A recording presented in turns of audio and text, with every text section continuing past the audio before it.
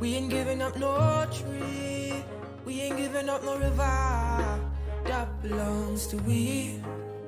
Not one blue sake, not one rice grain, not one chorus, not a blade of grass.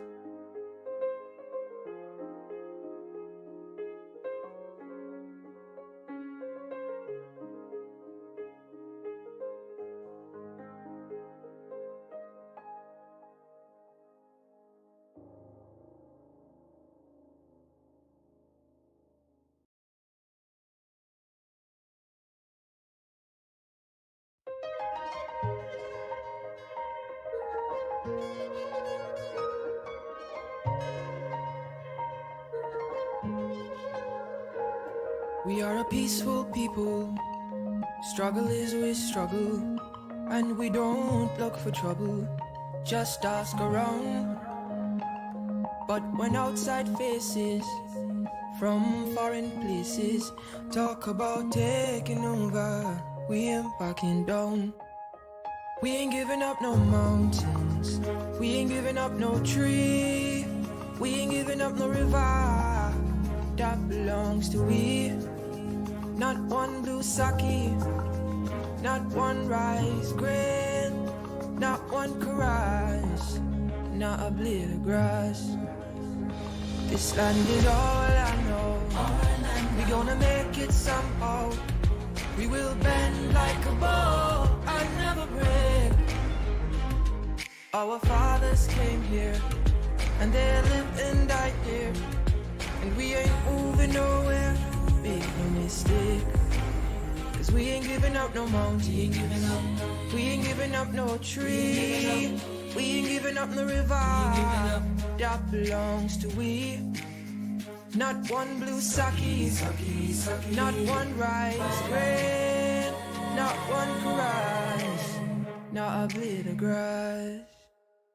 We love the open country of the Rupununi and the Essequibo, the time when night. Though we may criticize it, this is our home, we love it, and we need to keep it. We have that right. So we ain't giving up no mountain, we ain't giving up no tree, we ain't giving up no river that belongs to we. Not one blue sake, not one rice grain, not one chorus, not a blade of grass. So we ain't giving up no mountains, we ain't giving up no tree, we ain't giving up no river that belongs to we. Not one blue sake, not one rice grain, not one chorus, not a blade of grass.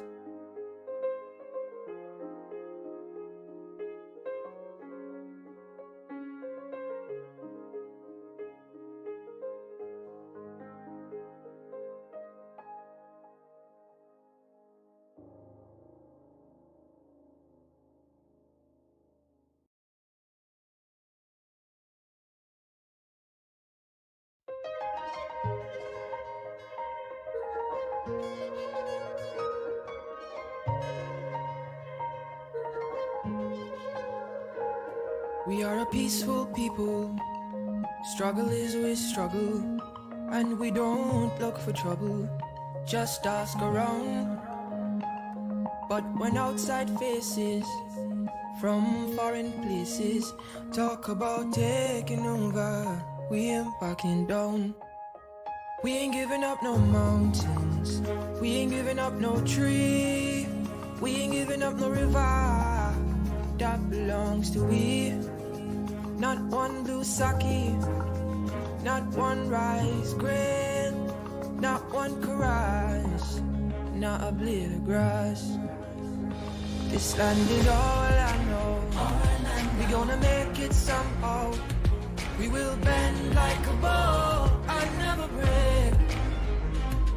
Our fathers came here, and they lived and died here, and we ain't moving nowhere, make no mistake. Cause we ain't giving up no mountain, we We ain't giving up no tree. We ain't giving up no river that belongs to we.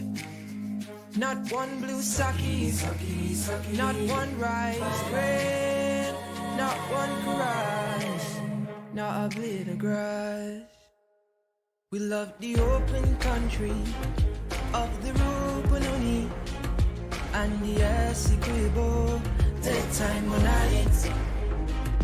Though we may criticize it, this is our home, we love it, and we need to keep it. We have that right. So we ain't giving up no mountain. We ain't giving up. We ain't giving up no tree. We ain't giving up no river that belongs to we. Not one blue sake, not one rice grain, not one rice, not a blade of grass. So we ain't giving up no mountains. We ain't giving up no tree. We ain't giving up no river that belongs to we. Not one blue sake, not one rice grain, not one rice, not a blade of grass.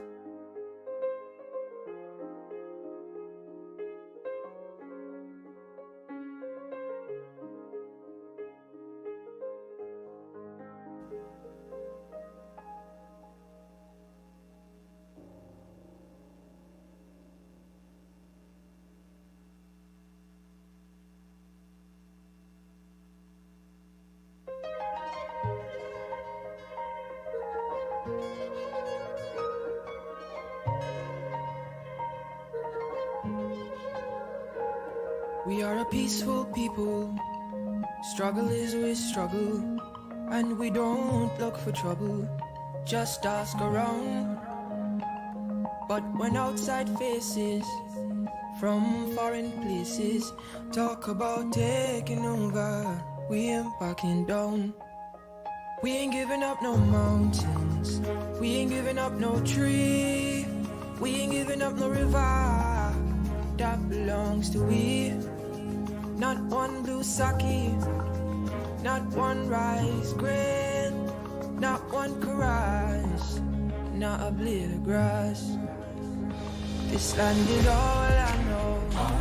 We gonna make it somehow. We will bend like a bow and never break. Our fathers came here and they lived and died here, and we ain't moving nowhere. Make no mistake, 'cause we ain't giving up no mountain. We ain't giving up no tree. We ain't giving up no river that belongs to we. Not one blue sake, not one rice grain, not one rice, not a blade of grass. We love the open country of the Rupununi and the Essequibo, the time when night. Though we may criticize it, this is our home, we love it.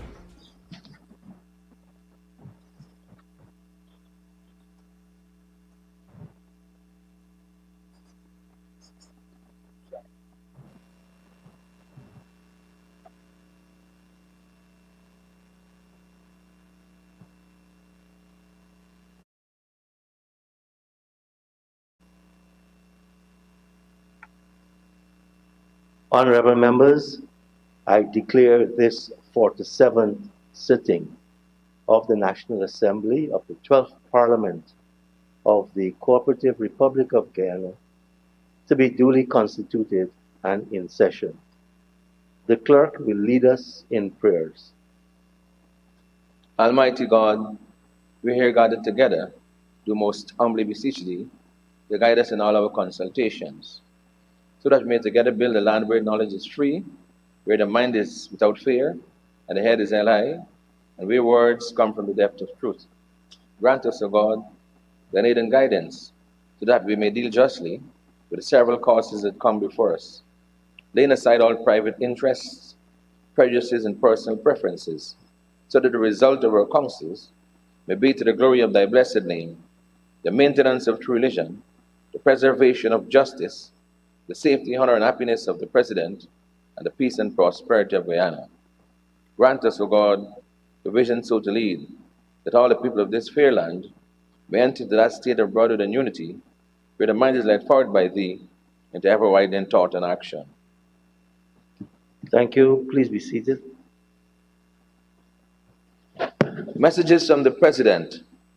Announcements by the Speaker. Go ahead, Mr. Clerk. Presentation of petitions. Presentation of papers and reports, etc.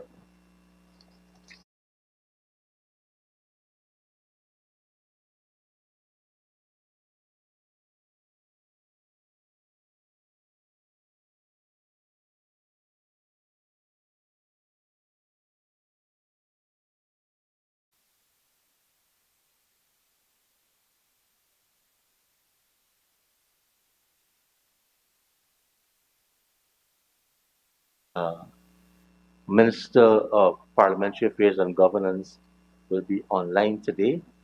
I'm just checking to see if we can confirm she's online and call on her to present the report standing in her name. Good morning, Mr. Speaker. I am online and I'm right here at your call. The Honorable Minister of Parliamentary Affairs and Governance. Thank you, sir. I wish to present the annual report of the Supreme Court of Judicature for the years 2019 and 2020 to be laid in the House. Thank you. Honorable Senior Minister in the Office of the President of Finance. Thank you very much, Mr. Speaker. I rise to present to this honorable House the following two documents, papers and reports. The first is Government Notice Number 1 of 2022, Natural Resource Fund. Thank you, Honorable Minister. Minister of Public Works. Mr. Speaker, I present to the Assembly audited financial statements of the Transport and Harbors Department for the year ending 31st of December 2020 and the audited financial statements of the Guyana National Shipping Corporation Limited for the year ending 31st of December 2020.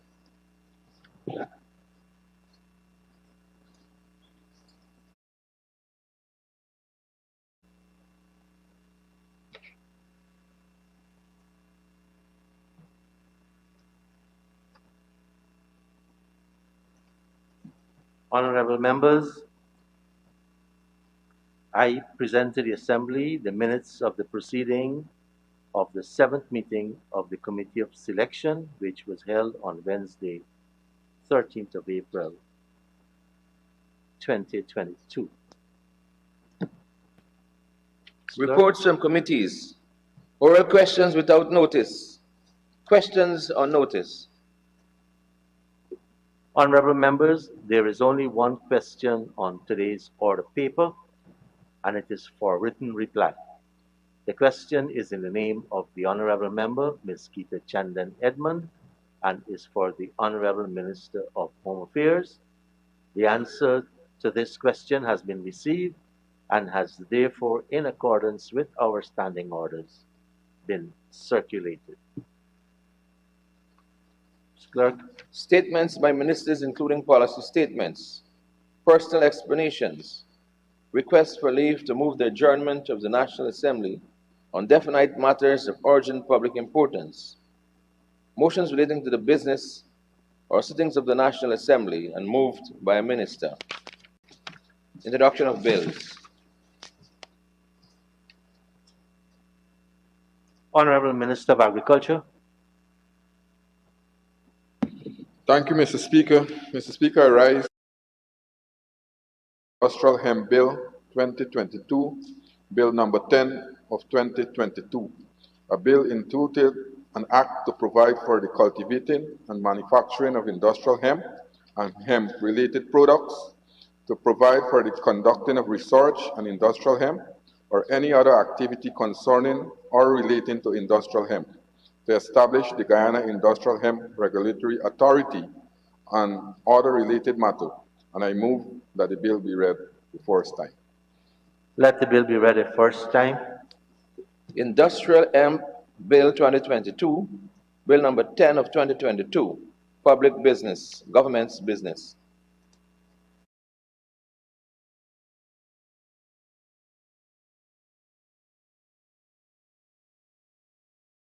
Bill number 4 of 2022, published on the 6th of April 2022. The Honorable Minister of Housing and Water.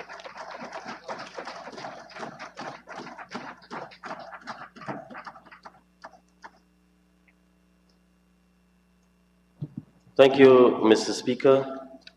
Mr. Speaker, I rise to move that the Condominium Bill 2022, Bill number 4 of 2022, published on the 6th of April 2022, be now read a second time.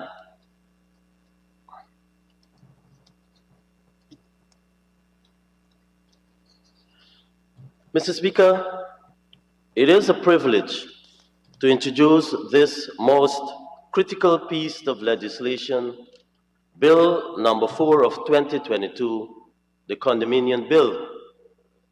Let me begin by restating to this Honorable House our government's commitment to bettering the lives of citizens and to advancing the economic development of Guyana. Only yesterday, His Excellency Dr. Mohammed Irfan Ali announced a one-off cash grant of $25,000 for households in the hinterland and riverine communities who are facing hardships because of the rising cost of living. The removal of VAT from sheetrock and concrete boards and the establishment of a home construction assistance facility that will benefit persons who own a house lot but are unable to build a house because of their circumstance. And 2 weeks ago, the removal of VAT from cement was announced. These interventions underscore the importance of citizens' well-being to our government. Since our return to government in August 2020, we have not been shy about our goal of 50,000 house lots in 5 years, in particular, and in general, about providing affordable housing in well-developed communities.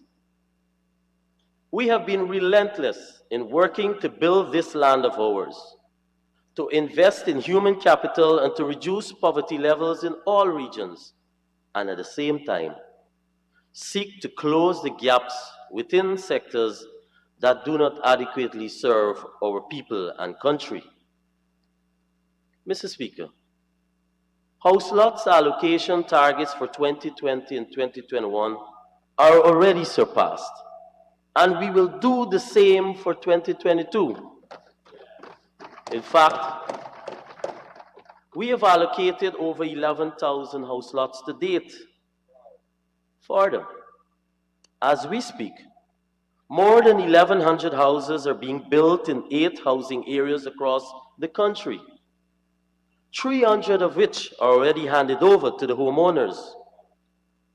The acquisition of new lands and the execution of critical infrastructure development works will clear the way for the allocation of more. And more lots will be allocated, being cognizant of the challenges that allottees encounter when financing the construction of their homes. We have sought to make access to credit easier. As a result, the low-income mortgage loan ceiling has increased from $8 million to $15 million over the period August 2020 to February of this year. This, of course, has made homeownership more attainable as banks can now approve a higher number of mortgages annually, coupled with the reinstatement of the $30 million ceiling for mortgage reliefs. which provide a direct interjection of disposable income in the hands of citizens, and this augurs well for the direction in which the housing sector is moving. In July, Building Expo will return, which will provide a platform for investors and local stakeholders to showcase innovative solutions to housing, because now, more than ever, the need for housing is at an all-time high. Mr. Speaker, our government recognizes that housing is not just about providing a roof or a room for someone. We know that adequate housing can be a deterrent to crime and an incentive for education. When we improve the conditions under which our people live, whether through direct poverty reduction interventions or subsidized housing, we raise the well-being of the entire country.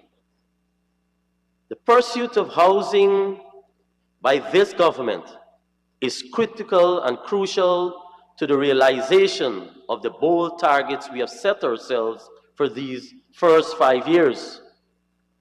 Development of the kind that we have promised the people of Guyana cannot be done in an ad hoc manner. No, sir. The Ministry of Housing and Waters program is situated under the macroeconomic principles set out by His Excellency Dr. Mohammed Irfan Ali for all of Guyana. Those principles of good governance, national unity, and economic advancement for all is a clear mandate for this ministry.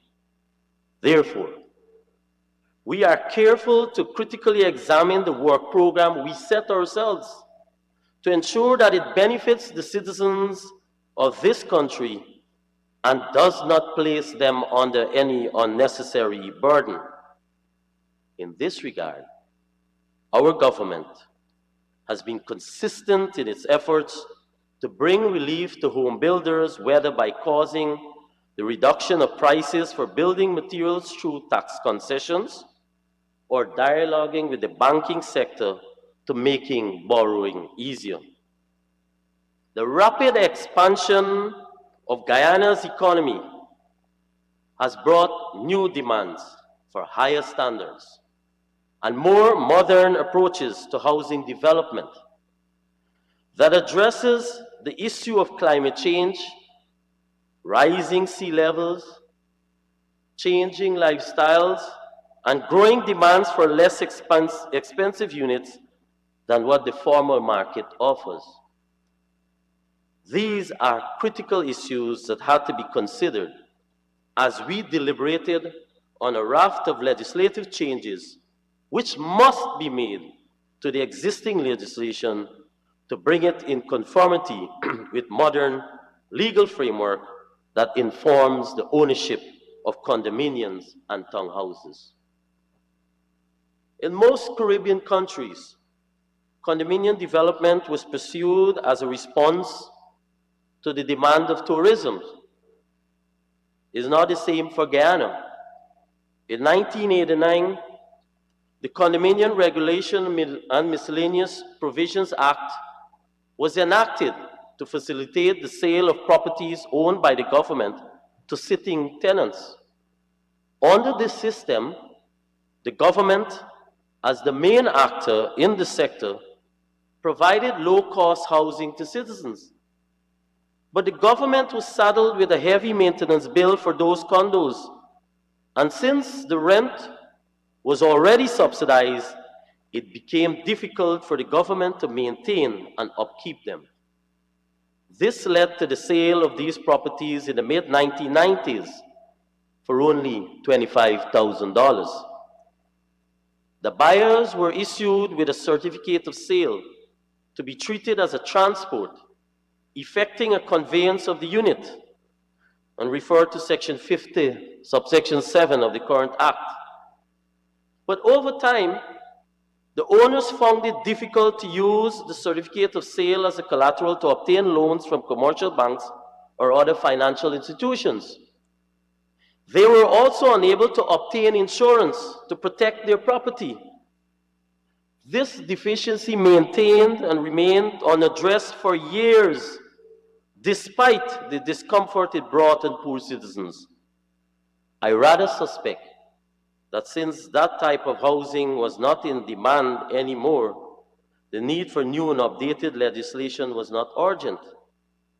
But Mr. Speaker, in 2017, facing a backlog in application for house lots and new demands for housing, as well as the inability to find available lands, the previous government launched a program of constructing 46 duplexes.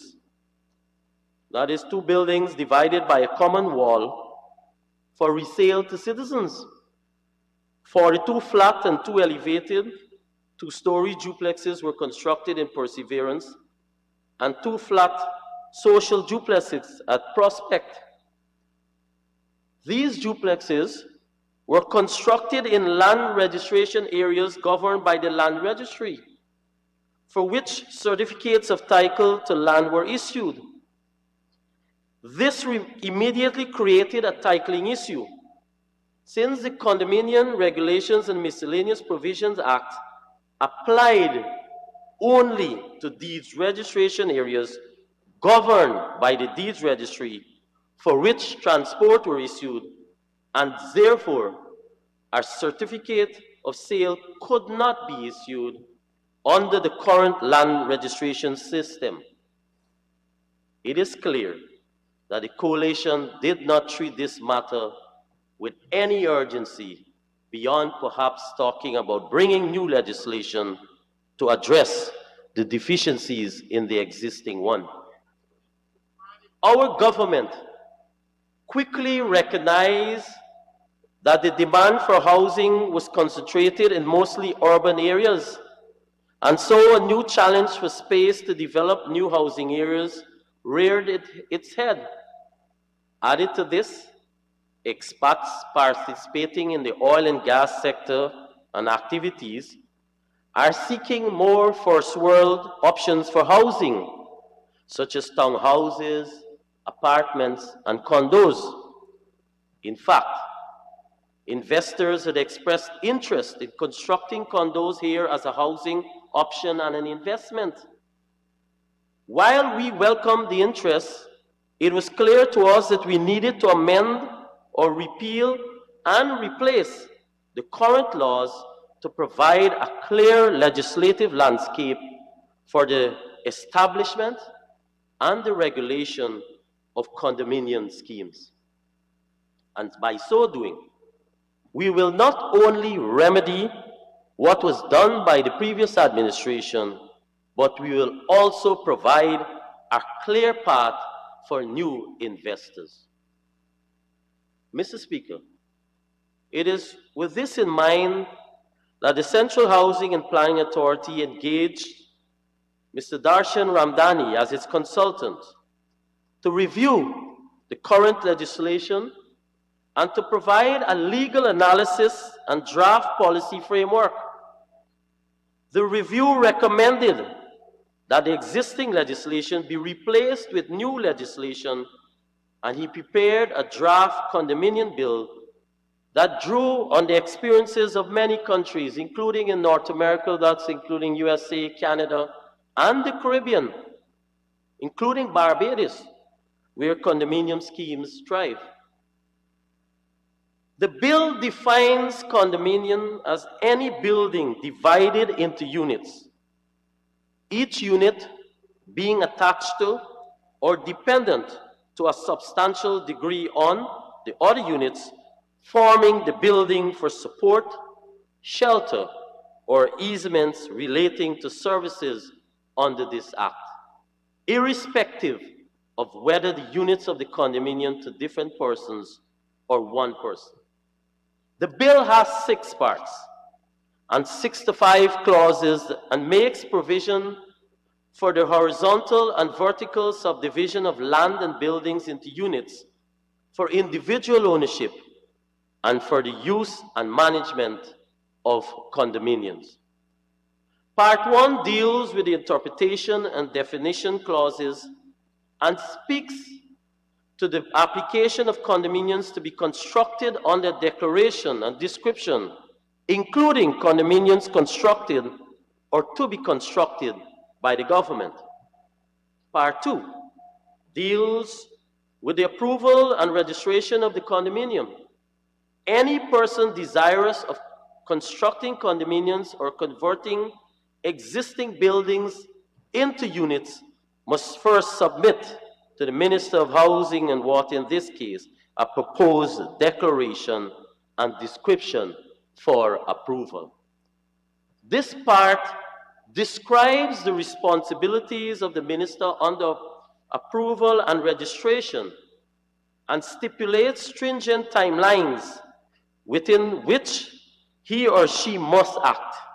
For example, within 1 month of receiving the submission of the documents, the minister must, in writing, acknowledging receipt of the submission, and is required to give notice of his or her decision no later than 3 months after the acknowledgement of the receipt of the documents.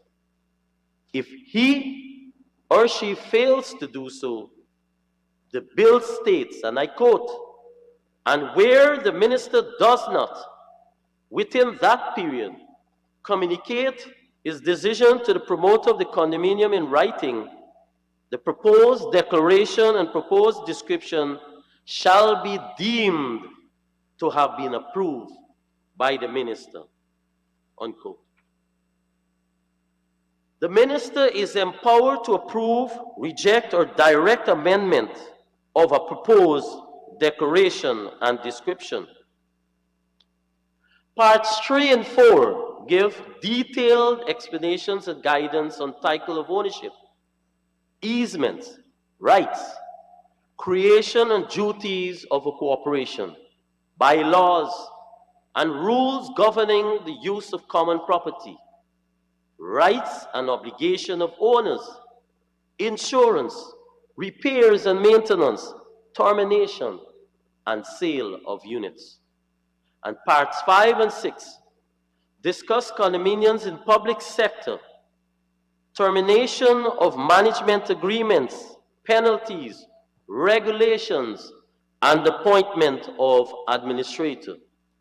Some of the changes of the Act proposes to make the process of registration of a condominium easier, cater to the existing condominiums complying with the new requirements for registration, and for owners of the existing condominiums to be issued with a new document, that is, the transport or certificate of title. It also caters for the existing certificate of sale to remain valid until it is replaced with a transport or certificate of title, which of course brings comfort to owners of such dwellings, as they will not have to worry about being inconvenienced by the new legislation. Additionally, this bill will allow commercial banks to accept titles for the properties as collateral, and insurance companies will be able to issue policies to owners of condominiums. Clause 19 of the bill states that units in a condominium constitute immovable property, while Clause 20 provides for the title of ownership of a condominium unit. Mr. Speaker, we were keen to have the input of a cross-section of stakeholders, and therefore stakeholders consultations were held between, first of all, CHPA, Central Housing and Planning Authority, and the consultants team on July 16, 2021. And with the financial institutions and commercial banks through the Guyana Association of Bankers Incorporated, and insurance companies, and later with the Insurance Association of Guyana on August 4, 2021 and 15th of November, same year, respectively. Banks and financial institutions that participated and were represented included Scotiabank, Republic Bank, Citizens Bank, Bank of Baroda, Hand in Hand Trust Corporation, and even IPED. Insurance companies that participated included Diamond Insurance, Demerara Mutual, Hand in Hand Mutual Fire Insurance, Asuria Guyana Incorporated, CARICOM General Insurance Company Limited, NAFICO, Massey Insurance, United Insurance, P&P Insurance Brokers and Consultants Limited, the New India Assurance Trinidad and Tobago Guyana branch, and GTM. Written submissions were received from persons and agencies, including the Ministry of Tourism and Industry and Commerce and the Bar Association.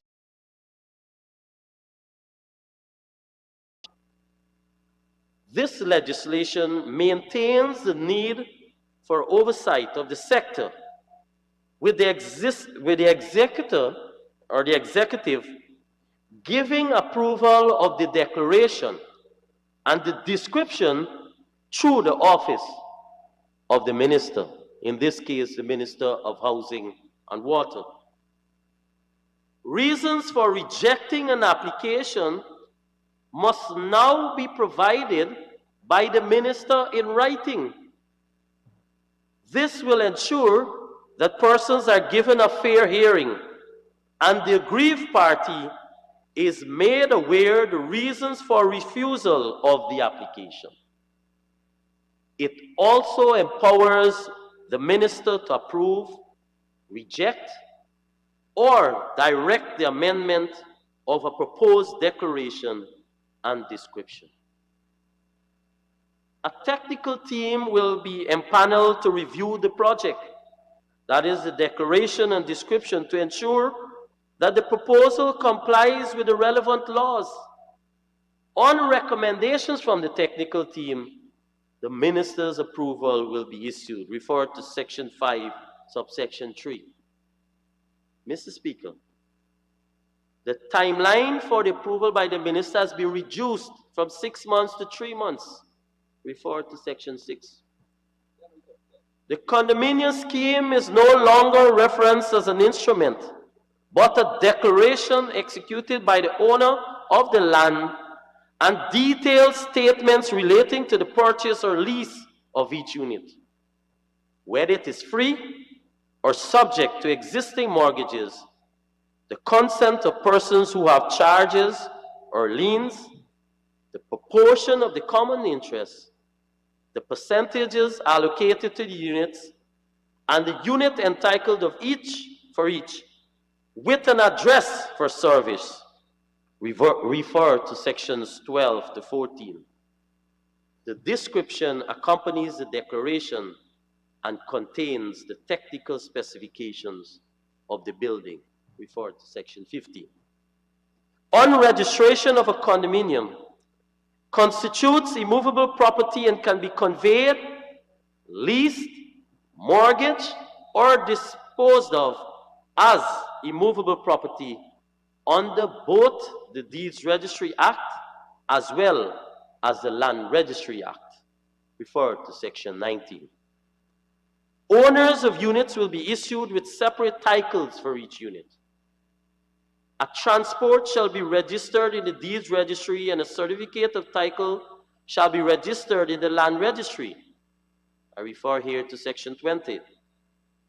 There is a duty of disclosure to incoming purchasers who can apply for and receive a certificate setting out his liability for common expenses. Refer here to section 32. Therefore, owners will have exclusive ownership of their unit and shall be tenants in common of the common property. For assessment of property taxes and taxation, each unit and the common interest shall constitute a parcel. Refer to section 21. On the registration of the declaration and description, a corporation shall be created and the members shall be the owners of the unit from time to time. But however, where a company or corporate body, government, local government authority, or one individual owns a condominium, a corporation shall not be created. Refer to section 28. Mr. Speaker, the corporation shall insure its liability to repair damaged property to the replacement value, while the owners of each unit shall be responsible to insure in respect of damages to his unit risk not covered by the corporation or any improvement made to his or her unit. I refer here to section 44. The declaration could therefore be terminated in several ways, but not limited to the following: by notice where the condominium is damaged substantially, section 48, by order of the High Court, section 49, or when the property or any part is sold and transferred. The money received from a purchase of a unit before the registration of a declaration and description shall be held on trust and shall be held in a separate bank account. A breach of this provision is an offense liable on summary conviction to a fine or $1 million if the person convicted is a corporation, or $500,000 if the person convicted is not a corporation. Refer to section 53.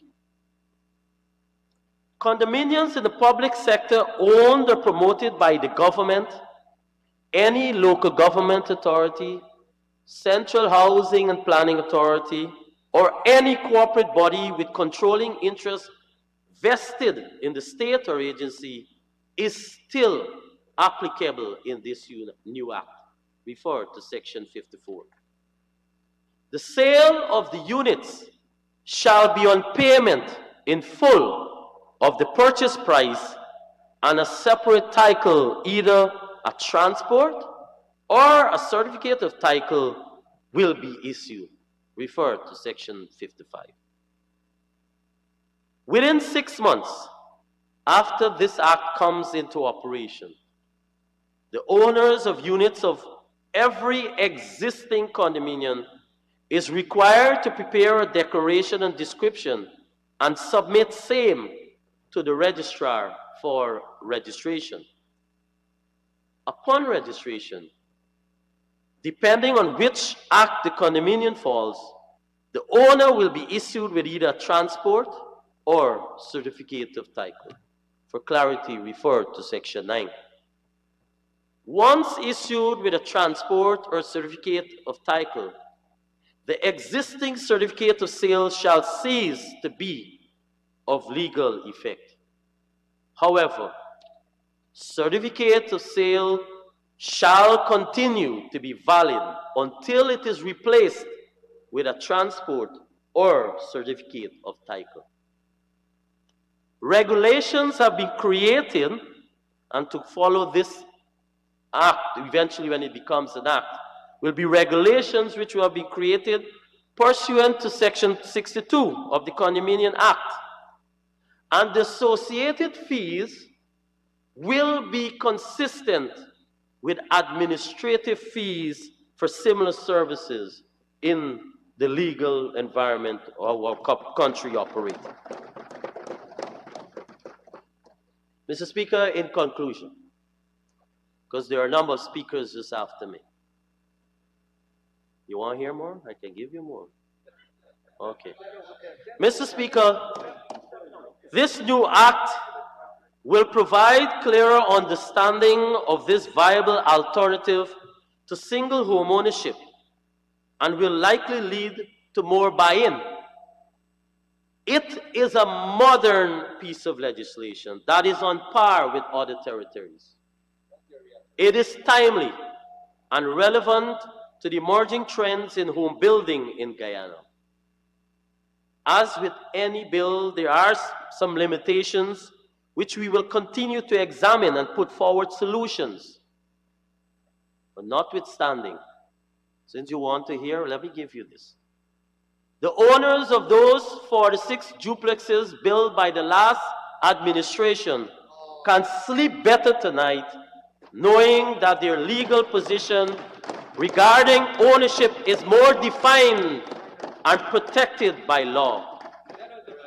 Secure property rights help people to participate more fully in the community and strengthens their commitment to the development of the community. Mr. Speaker, condominiums and townhouses are Guyana's newest type of real estate investment, and it shows tremendous potential for the future. With Guyana's Tourism Trust, it is not difficult to imagine an increased demand for condominiums and vacation homes and income properties. This legislation will make taking advantages of these investment opportunities easier. The bill before us was a collaborative effort between government, the legislature, and the people of Guyana. And it is my honor to ask this honorable House to accept the passage of this bill. I thank you.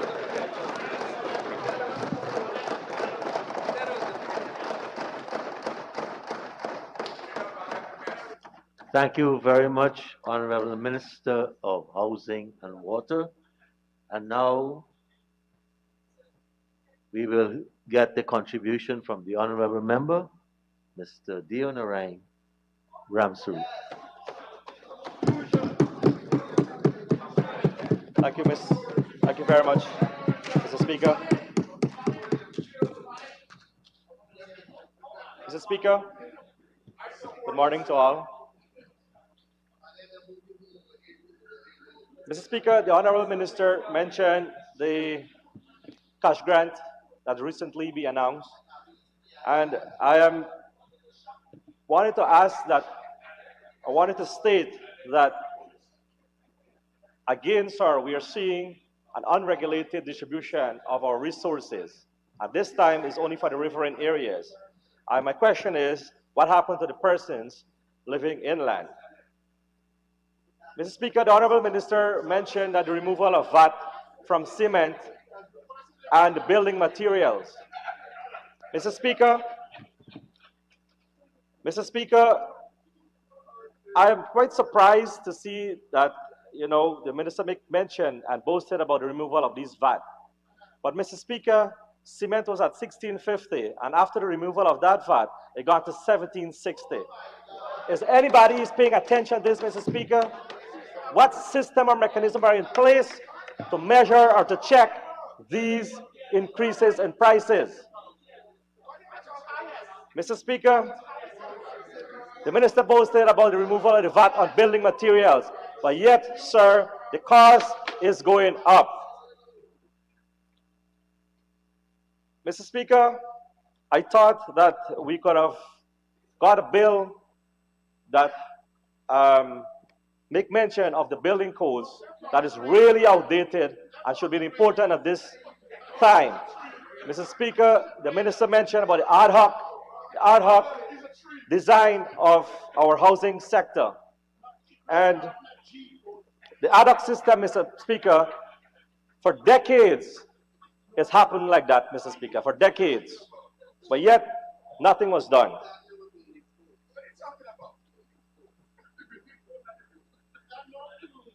Mr. Speaker, indeed it is a pleasure to speak on this bill number 4 of 2022, a bill that speaks on a unique design of building, structures, and lifestyle of living. Mr. Speaker, for decades, we have really seen an absence of a proper housing and development plan. And this is relation, Mr. Speaker, further to zoning of our housing sector. And we know during that period of time, 23+2 now, Mr. Speaker, we are finally seeing some design. Mr. Speaker, the intent of the bill is good as it seeks a transformation of Guyana land. Given our recent oil and gas boom, Guyana will tend to attract people of different lifestyle. And the Minister of Tourism will agree with me on that one. In addition, sir, this bill seeks to protect the owner of condo with additional laws to ensure that the correct procedure of doing so is followed. But there are several issues or areas that needs improvement.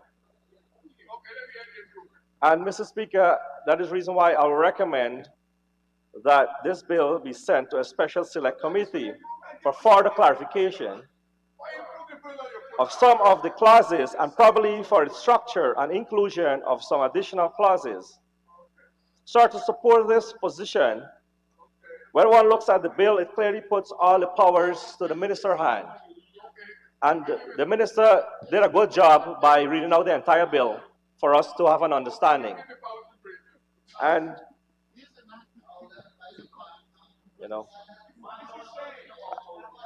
are you done?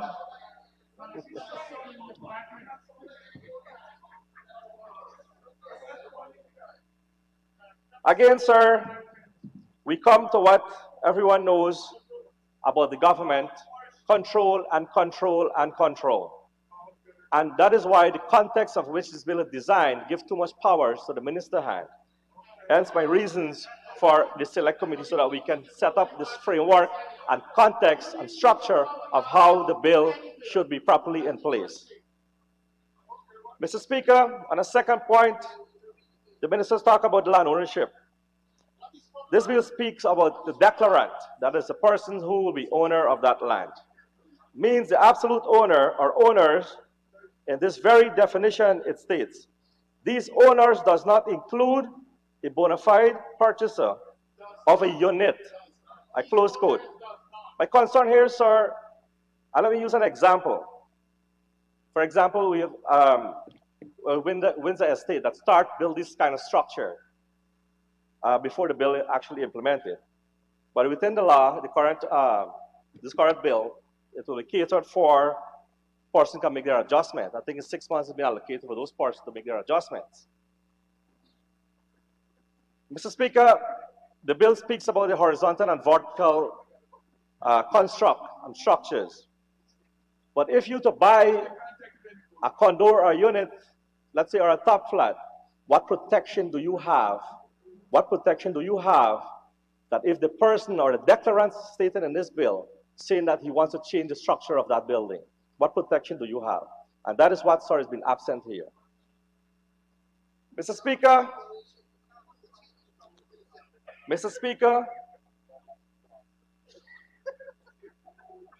there's a section that's quoted where the board is responsible for all the decision of this entire structure. Mr. Speaker, if the board dissolves, what protection do you have as a unit owner? On a third point, Mr. Speaker,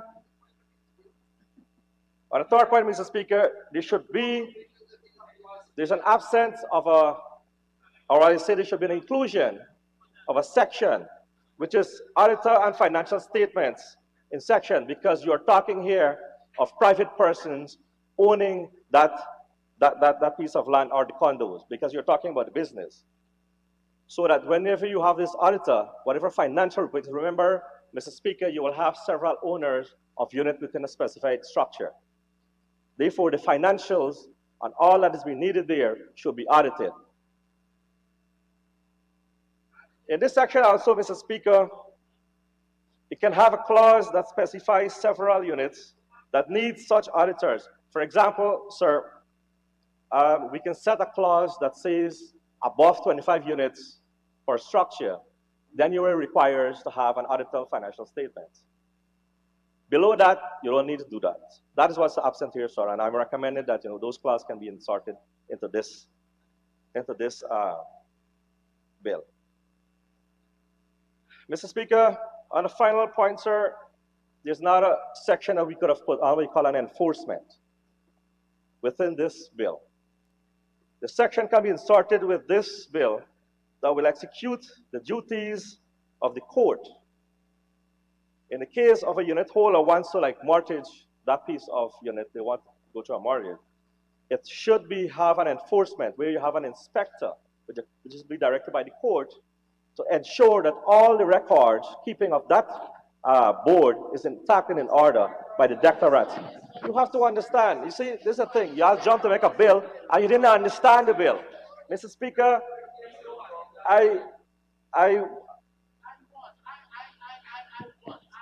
Mr. Speaker, with these suggestions, I strongly recommend that this bill be sent to the Special Select Committee for further deliberations so that we can add improvements to the format and construct or context of this bill, sir. I thank you very much.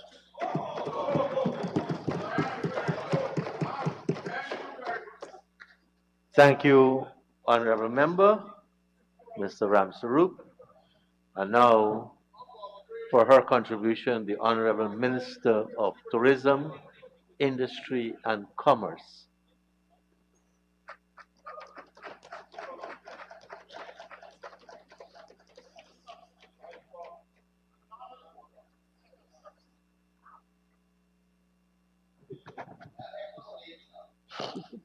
Thank you, Mr. Speaker.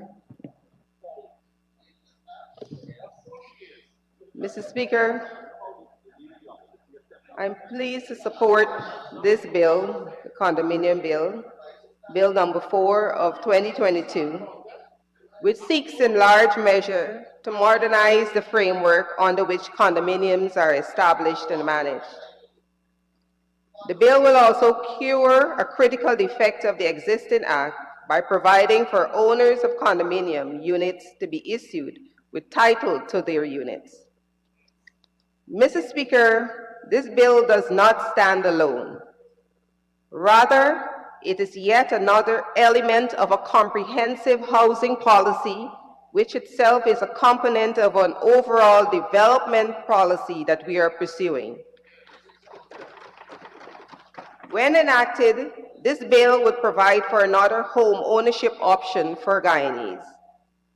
And when we say home ownership, Mr. Speaker, foremost in our minds is affordable home ownership.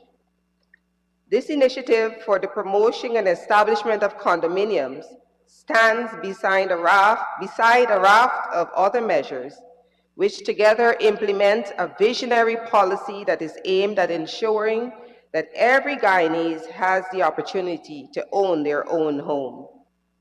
It stands beside the scheme for the young professionals, which set our young citizens on a path to prosperity at an early age in their lives by securing for them early property ownership. It also stands beside the Turnkey Homes initiative, which is aimed at relieving persons of the burdens of land preparation and building construction where necessary. You may recall, Mr. Speaker, that we continually monitor the price of key construction materials, and where necessary, we intervene by removing taxes on those key inputs in order to minimize price shocks to home builders. This is another feature of our holistic housing policy. Just yesterday, Mr. Speaker, we saw the announcement of 2 key initiatives aimed at assisting Guyanese with home ownership. The first was the removal of VAT on sheetrock and concrete board. This follows removal of VAT on cement on April 29 of this year. And to our honorable member, Mr. Ramsaroop, comment on the cement prices. On the note of VAT, prices are rising, Mr. Speakers, due to factors beyond our control. So we make interventions, Mr. Speaker, that is within our control. That is the removal of VAT. Were it not for the removal of VAT, the price would be even higher. And these initiatives also follows the prior removal of VAT on a range of construction materials, which had been imposed by the coalition government after 2015, causing much hardship to persons seeking to build or renovate their homes. The second announcement, which came yesterday, Mr. Speaker, was of course the commencement of a program of construction assistance for persons who are in possession of house lots but have been unable to build their homes. Under this program, government will assist these persons in applying for loans from commercial banks and will also construct the homes, which will then be handed over to them. Just last weekend, Mr. Speaker, the Central Housing and Planning Authority handed over 18 complete houses in the township of Linden. This is but the beginning of an initiative which will see an eventual 1,000 homes built and conveyed to new owners in Linden. So you see, Mr. Speaker, what we have is not a piecemeal ad hoc approach to housing development. Instead, what we see is the implementation of this holistic, comprehensive and visionary policy, which is aimed at ensuring that every single Guyanese has the opportunity to own a quality home. This Condominium Act, which we seek to pass today, is therefore best understood as a component of our overall policy aimed at universal home ownership. Mr. Speaker, some may question the desirability of condominium developments in Guyana. They may argue that with an abundance of land relative to our population, we should focus exclusively on developing house and lot subdivisions. We, however, as government, see a place for condominium-style developments in our country to cater to certain markets which may not best be served by our traditional approach to housing. Consider, for example, the older citizen whose children and other family members reside abroad. Some such citizens may no longer wish to be burdened by the cost and effort associated with maintaining a single-family dwelling. This effort would include yard maintenance, maintenance of fencing, painting of exterior surfaces, maintenance of bridges, and surfacing of roof, to name a few. One of the attractive features of a condominium-style property to such a person would be that responsibility for maintenance of the exterior and common areas would be left to the governing corporation, with the unit owner responsible only for maintenance of the interior areas.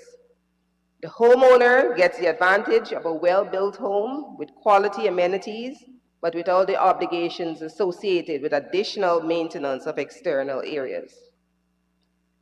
Another attraction is that properly designed condominiums, by their very nature, are able to offer high levels of security, which we know to be a significant concern to many citizens and residents. Last but not least, condominiums can leverage significant economies of scale to deliver an affordable alternative to single-family dwellings. It is well known that especially on the coastlands, new areas opened for housing require tremendous capital outlays associated with landfilling, roads, utilities, and other infrastructural costs. Indeed, it is precisely these kinds of additional costs, over and above the cost of the actual dwelling structure, that has the potential to put home ownership outside the reach of many.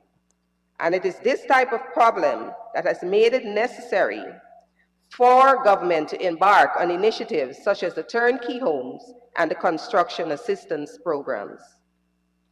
Building multi-family developments has the potential to reduce the unit costs per dwelling even further, thus delivering quality accommodation at a lower cost. Mr. Speaker, these advantages of condominium-style developments would make them attractive not only to senior citizens, as I alluded to above, but also to first-time homebuyers and to overseas-based Guyanese who may wish to own property while minimizing the costs and burdens of land ownership. I also know that the option of condominium ownership may make it feasible for many of our citizens to not only reside in their own homes, but to hold additional real estate as an investment. Those, Mr. Speaker, were some of the policy considerations behind the Act, which, as I pointed out, is but one component of a visionary and multifaceted housing and development policy. But apart from embodying part of sound housing sector policy, Mr. Speaker, I wish to make the point to this Honorable House that this bill also reflects the commitment of our PPPC administration to the highest standards of efficiency, transparency, and accountability. These are, as you know, some of the fundamental tenets of good governance.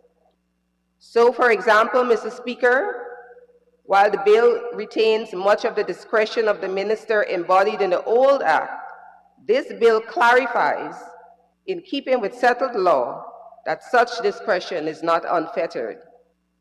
As an example of this point, with respect to making a determination whether to approve or deny a prospective declaration, the Act provides that the minister shall have regard to the experience and financial resources of the promoters, the proposed location of the condominium, the recommendations of a technical review panel, and other conditions as may be prescribed.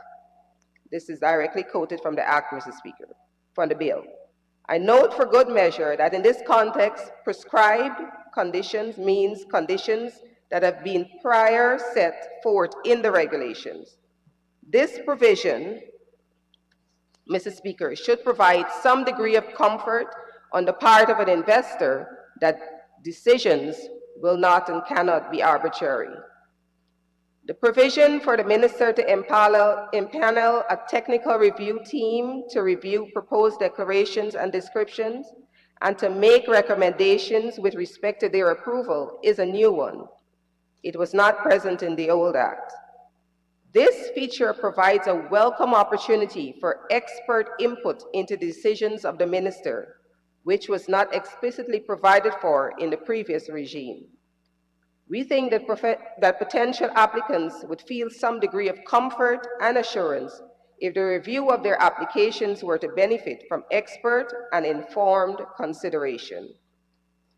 Also noteworthy, Mr. Speaker, is the change to time within which the minister must indicate to a proposed declarant that amendments are required to the declarant's submissions in respect of a proposed condominium development.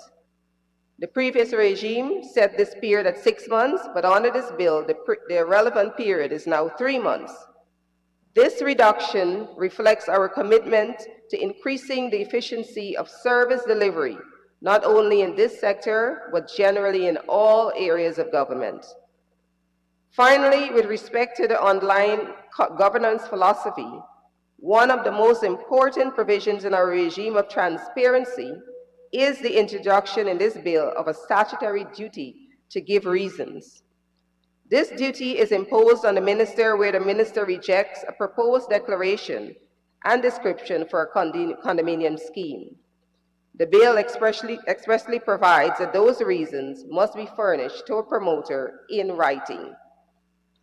Moving on to the substance of the bill in terms of its provisions for prospective owners of condominiums.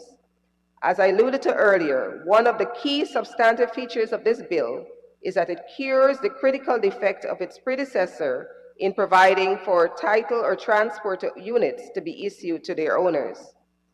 Importantly, the bill will grandfather existing unit owners who possess the certificate of title under the old regime. Following a simple administrative procedure, these owners will be able to be issued with transports or certificate of title for their units. The bill provides a range of protections for purchasers of units in condominiums. It provides that the first conveyance must be free of any encumbrance or alternatively, that mortgagees or chargees be joined. This will prevent buyers from inheriting liabilities of which they may be unaware. Clauses 12 and 13 respectively provide for mandatory and optional disclosure of certain matters associated with the schemes. These disclosures will serve to protect potential buyers by ensuring that they have sufficient information to make informed decisions. Changes to the declaration will require the consent of all owners. It should be evident that this is in fact the highest degree of protection that owners can have against arbitrary changes in the terms and conditions of their agreements. Finally, stewardship of the business of the condominium undertakings is provided for by the creation of the condominium corporations governed by boards comprised primarily of unit owners. The corporate governance regime provided for in the Act is fully reflective of best practices as can be found in the Modern Companies Act. I trust, Mr. Speaker, that we have adequately demonstrated the value that this bill brings to the citizens of Guyana, starting from its location in the larger context of our development vision and housing policy, through its embodiment of essential principles of good governance, and finally, in the substantive benefits that it would confer on promoters, investors, and most importantly, owners of the condominium unit themselves. I'm therefore pleased, Mr. Speaker, to commend and support this bill and commend it to this honorable House for passage.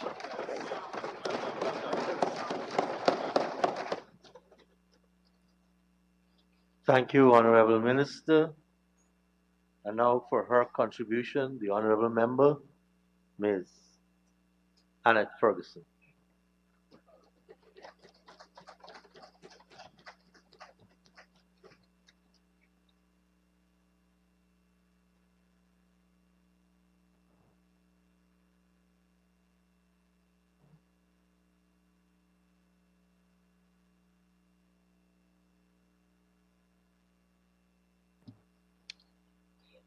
Thank you very much, Mr. Speaker, for your acknowledgement. I rise from this side of the House to proffer my contribution to the debate on the Condominium Bill, number 4 of 2022, under consideration this morning. Sir, let me state from the onset that we of the APNU-AFC will give our support to this piece of legislation. However, it is necessary for me to highlight a few observations on this bill before I put forward my arguments on behalf of the opposition. I have listened, Mr. Speaker, with great interest to members of the proposing side, and the impression one gets is that this is a new legislation. And there was not one before, Honorable Member McCoy. I will be unjust to myself and colleagues on this side if I fail to recognize the legislating of the Condominium Regulations and Miscellaneous Provisions Act 4 of 1989 and the amended Act number 29 of 1991. During the People's National Congress government, Honorable Kwame McCoy. Therefore, sir, this bill before us today is not the first in our history as a post-colonial nation. For the honorable members across the aisle, I would encourage you to do your research to see which administration's vision it was to establish a Condominium Act. Yes, it was the People's National Congress. Mr. Speaker, Clause 64 of Bill 4 of 2022 advises us that the Condominium Regulation and Miscellaneous Provisions Act 4 of 1989 is being repealed, while Clause 65 of Bill 4 of 2022 has provisions for savings and transitional. Mr. Speaker, you will agree with me that the People's Progressive Party Civic has a tendency of boasting and claiming work of others as theirs. It is up for me to remind them that they were in government, Mr. Speaker, in government for 23 years prior to May 11th, 2015. And with all the high praises they have exclaimed unto themselves for allocating more than 100,000 house lots. Sir, in those years, they of themselves failed to appeal the Condominium Act of 4 of 1989. But sir, this morning, we were, they shared with us, as they usually do, boast about 11,000 house lots that they would have given in less than 2 years.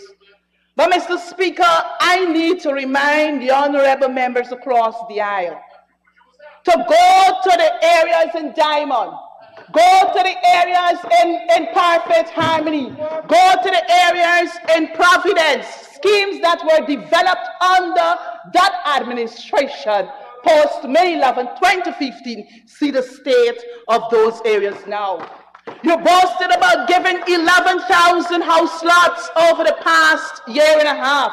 But Mr. Speaker, let's do the analysis. For those 11,000 persons who received house lots as they claim, how many of those allottees were able to garner a loan? That's what. How many of those allottees today were able to build their dream homes? With the evolution of time, Mr. Speaker, there is need for improved legislation, which will cater for what currently exists. However, sir, when the coalition took office in 2015, we commenced working to address the woes we met in the housing sector and to find solutions towards making housing affordable for our people and not friends and cronies that existed and continue to exist, Honorable Colin Cole. During the Housing Solutions 2017 and Beyond initiative, launched in May of 2017, several housing units were constructed, such as duplexes, elevated flats, single flats, and bungalow by the coalition government.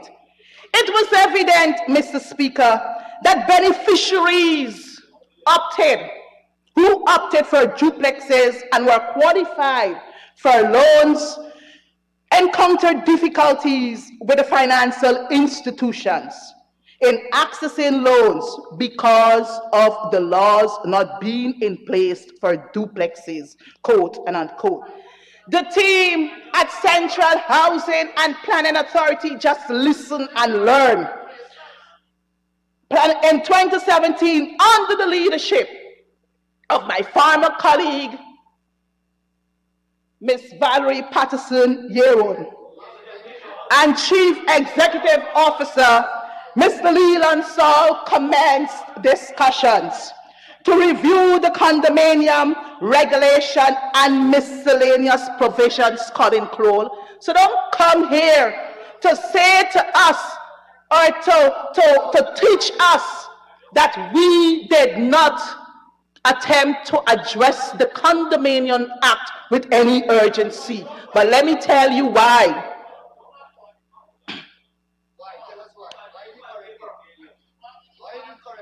With an aim to amend, for the provisions of duplexes and other models of units, the then administration intended to construct going forward.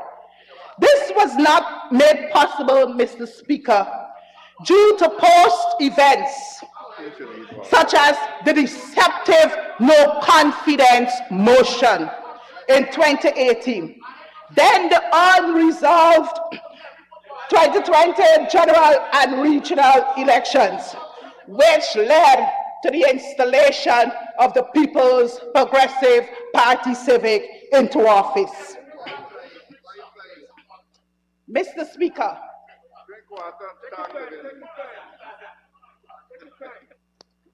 Speaker, earlier, the Honorable Member Colin Crowell shared with the National Assembly all the glorious things: reduction in cement, reduction in sheetrocks, and all the other things, the ceiling for mortgages.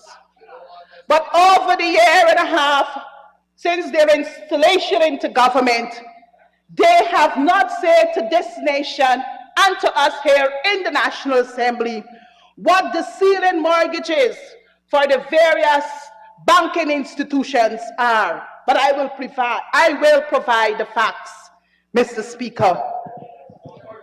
The Guyana Public Service Credit Union, 0 to 4 million, this is the percentage, 3.5 per annum. 4 to 8 million, 4.5 per annum. 8 to 12 million, 6%, Mr. Nandalal. 12 to 15 million, 7%. Republic Bank, and this is their current figures, 0 to 6 million, 4%. 6 to 12 million, 5.95%. 12 million and over, sir, 10.5%. Citizens Bank, 0 to $10 million, 7.5%. 10 to 15 million, 8.5% per annum. 15 to 20 million, 9.5% per annum, sir. 20 and over, 10% per annum. So if we were to do an analysis based on the facts I've just presented here, one will see that all of the banking institutions or lending institutions, the Guyana Public Service Credit Union has the best rates to offer to poor people and working class people in this country. So if you really wanted to address the whole Honorable member, you didn't say anything wrong, but I was very, very interested in the survey you gave. The only thing I wanted to find out, because I would refinance, is the issue of, is it reducing balance or simple interest?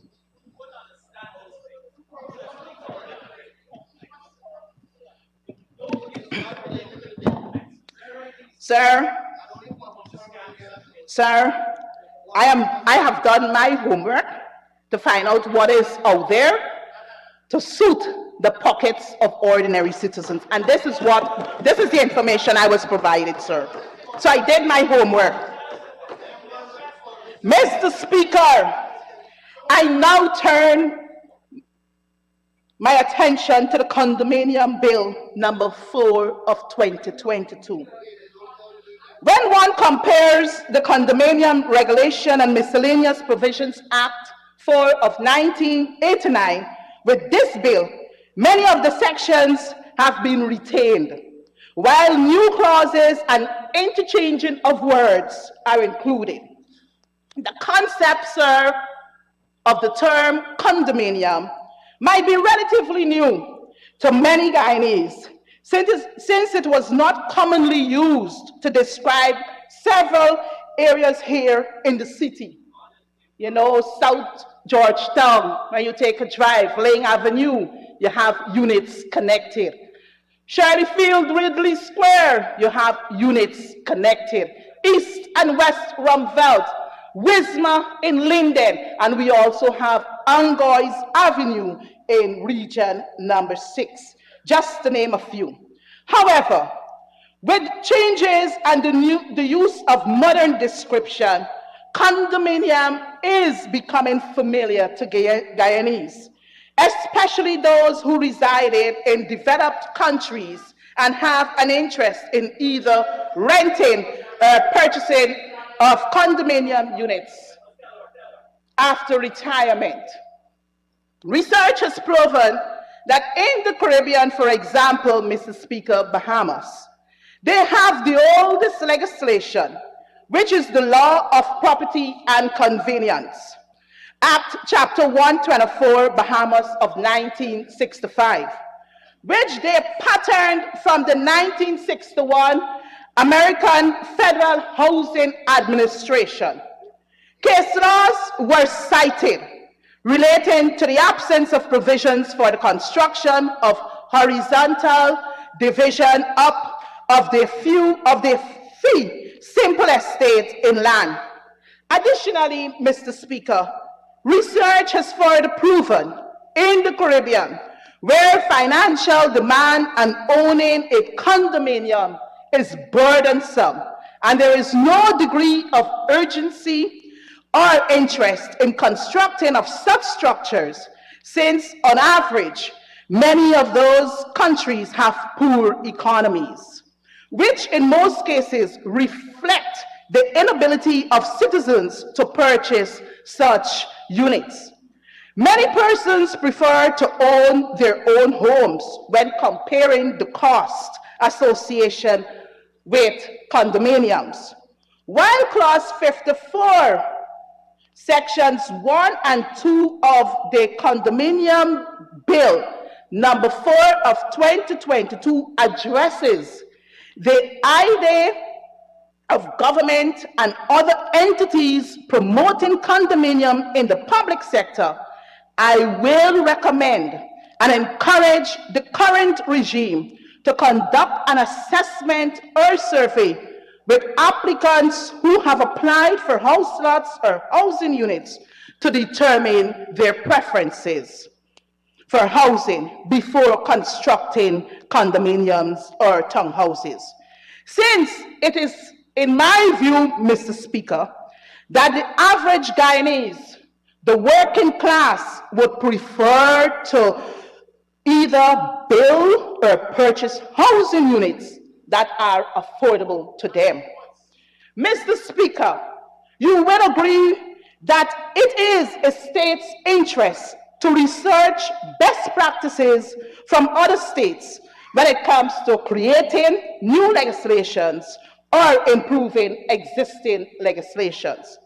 Let me briefly share Jamaica's and Barbados' policies on condominium.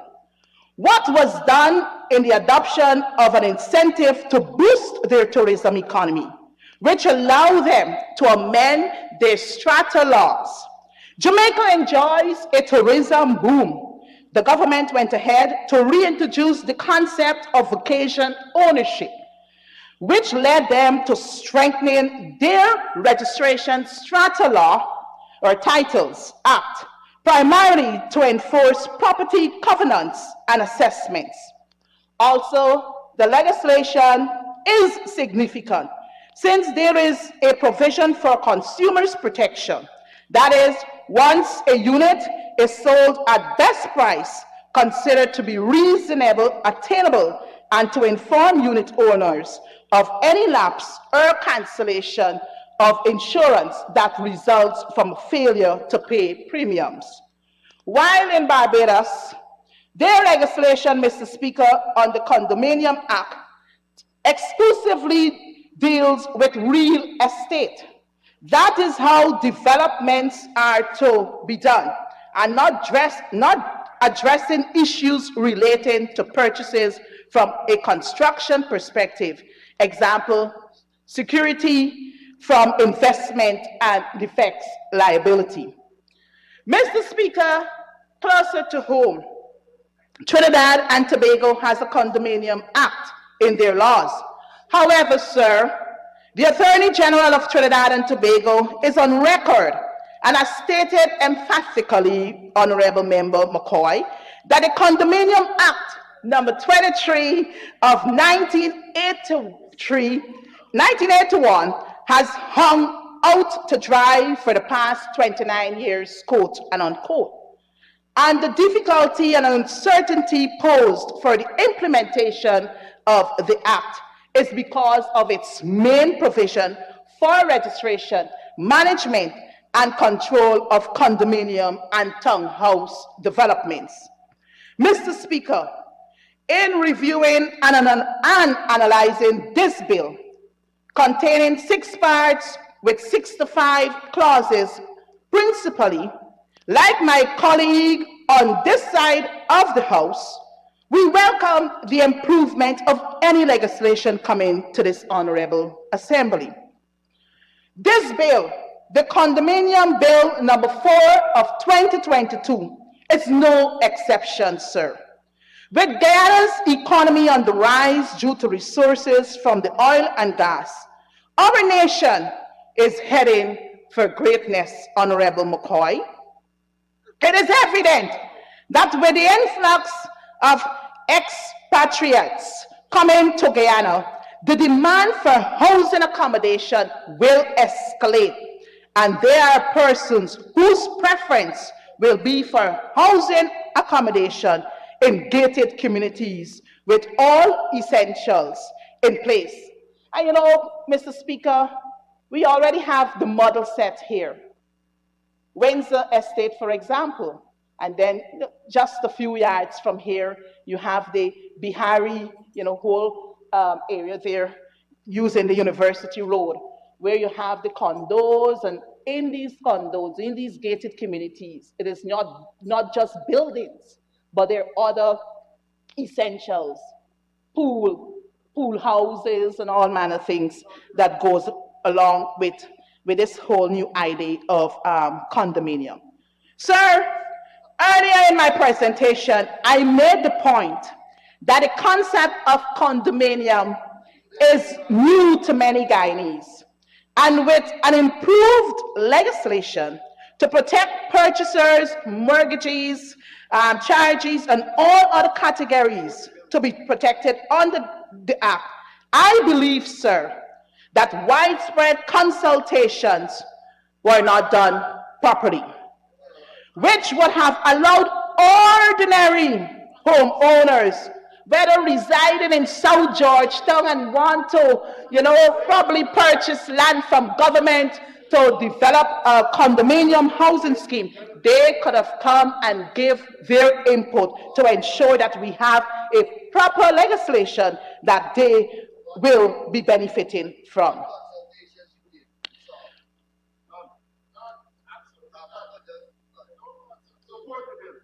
And other parts of the country, and persons with an interest to either purchase or rent condominiums would have had an opportunity, Honorable McCoy, to make suggestions and recommendations. I wish to caution us as legislators. We should not see the passage of a bill because of a political campaign promise that we made. The legislating of laws has long-lasting effects and impacts, not only on our citizens, as a country also. Despite consultations on several pieces of enacted legislation, sir, to be specific, the Cybercrime Act of 2018, today we have witnessed the abuse by a few politicians on that side of the House using the cybercrime for their own self-interest, and the arm of the state to politically prosecute the lives of innocent Guyanese. It is prudent for us as legislators to host countrywide consultations with time limit to both educate and inform our people of their rights on the laws of our beloved nation. Mr. Speaker, this should not only be done. Kwame, we should, honorable members, we should not only host consultations for electoral purposes to gain votes. In a headline article carried by Kaicher News dated May 16, 2021, and this is what the Housing Ministry had to say, sir, through the Honorable Member Colin Crowell. Housing Ministry moves closer to amending Condominium Act, quote and unquote. The article further quoted the Honorable Member by saying that stakeholder consultations to streamline the amendment of the Condominium Regulations and Miscellaneous Provisions Act. But sir, in the Honorable Member's presentation earlier, we heard who they actually consulted with. They did not consult with the people of Guyana. They did not. They only consulted with a few themselves, friends, and family. Those are the persons they consulted with. The Honorable Member further posited in the article, the first draft we were expecting by the new week, and then it goes through the consultative process with our key stakeholders, Who were your key stakeholders? It just can't be bankers, perhaps the gentleman who aided in reviewing the old Act of 1989 to give you this new legislation that we're currently discussing. We need a wider consultation process because at the end of the day, Mr. Speaker, it is Guyanese who have to benefit from this new legislation. Further, Mr. Speaker, the honorable member stated, feedback garnered from the stakeholder forum will play an integral role in development of the legislation. The member went on to state that the bill will be tabled by September, that was in 2021, and the amendment of the act will pave the way for owners of condominiums and duplexes to access titles for their land, which we support.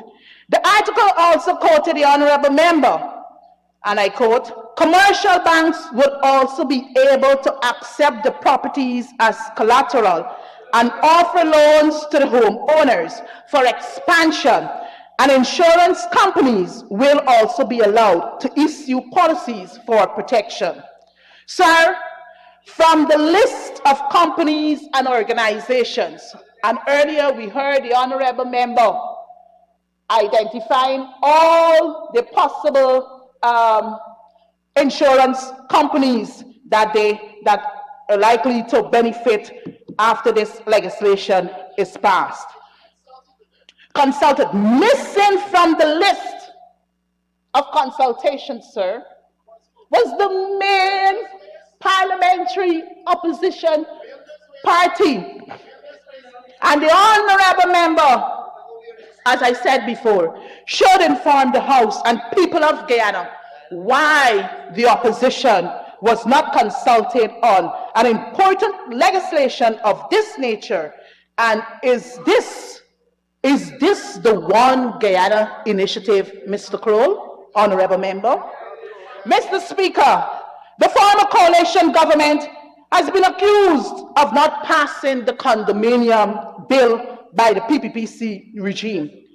Earlier, I stated that the process commenced in 2017 under the coalition government, but because of the no confidence motion passed in 2018, we could not have pursued with this bill. Mr. Speaker, when one examines Act 4 of 1989, it gives a clear insight of its intentions, etc. That is, it caters for the regulation and division of properties into parts that are to be owned individually and parts that are to be owned in common, to make provision for the use and management of such properties, and to make provisions for the assignment of certain properties owned by the government. I trust the honorable member is conscious with the advent of the passage of Act 4 of 1989 that the bill number 4 of 2022 contains similar features. What the drafters did, Honorable Anil Nandalal, they used words interchangeably and included parts to set aside the following. Mr. Speaker, I have researched the differences between condominiums and duplexes, and these are my findings, is that there are differences between the two. Explaining in the simplest manner, a duplex is a single building that has two separate units as a part of it. These two units share a wall between them. The honorable member made mention of that earlier in his presentation. Just like in the case of a duplex, a condominium is also connected to at least one or more condos. it can have more than one condominium adjacent to it as well. Therefore, Mr. Speaker, to understand it better, a condo's appeal is more like an apartment rather than a single and independent property. And if we really want to get an idea and an appreciation of what a condone currently looks like, go to Windsor Estates and you will see it just there. However, Mr. Speaker, this bill is silent on the term duplexes, quote and unquote. You know, so they boasted after the passage of this bill, the 46 households in Perseverance will be able to get their titles so that they can access their loans if needs be. But Mr. Speaker, I just want to send a strong warning this morning to the honorable members across there. I trust that come 2023, in your budget debate, you will let us know from the 46 persons or families out of Perseverance, how many were able to get their titles after the passage of this bill. Because we know you play games with the lives of our people, especially when it comes to housing, Honorable Cole. Can't fool me.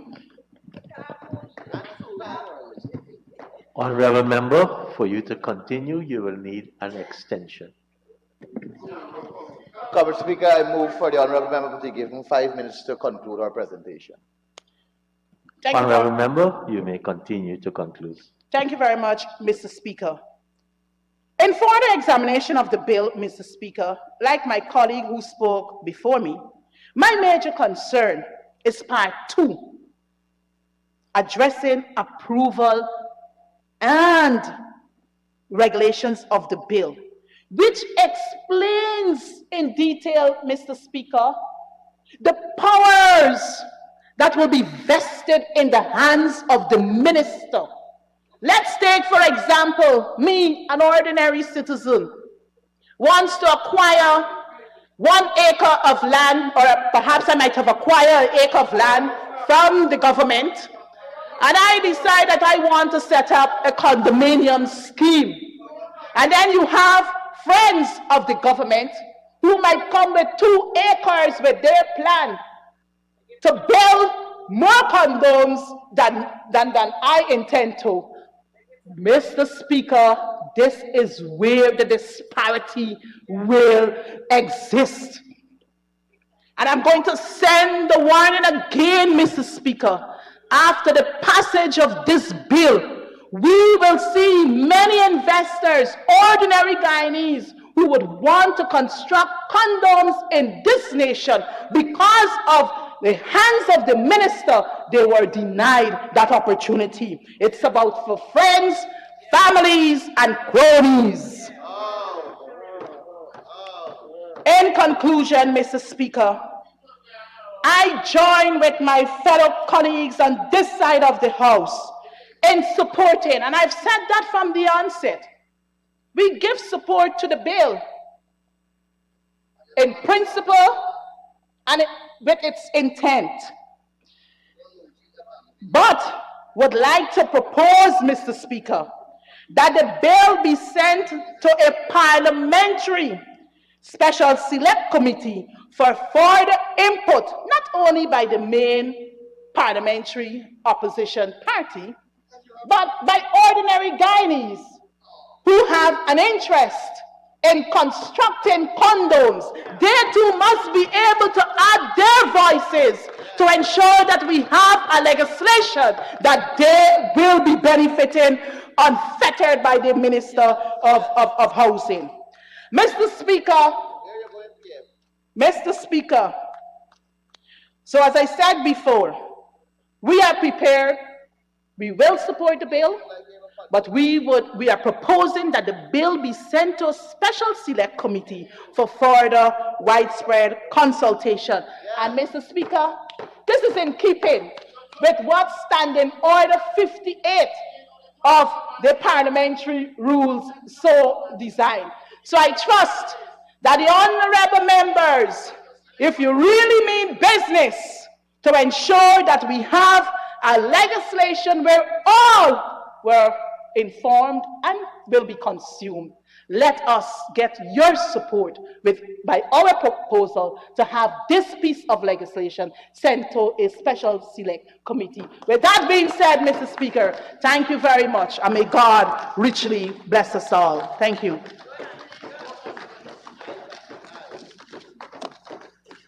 Thank you very much, Honourable Member, Ms. Annette Ferguson. I now call on the Honourable Minister in the Ministry of Housing and Water, the Honourable Member, Ms. Susan Rodriguez, to make her contribution.